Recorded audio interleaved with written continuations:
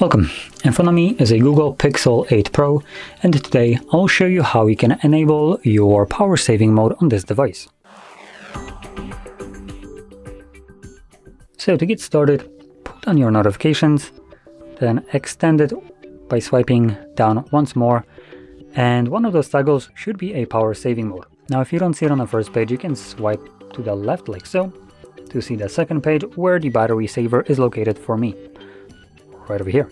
Once you see it, just simply tap on it, and as you can see, it tells us that it's now enabled and it's on extreme mode. So let's see what that does by holding it. So we have a couple of modes. We have the extreme battery saver, includes all changes listed above. Oh, I assume this one. Also pauses non-essential apps and their notifications.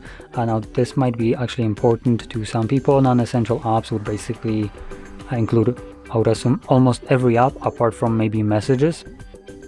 Now apart from that, we do have limit visual effects, background activity, app updates, and enables dark theme, and also, which isn't listed right here, most likely lowers down the refresh rate of the device, which actually, that being said, it's probably under the limits visual effects.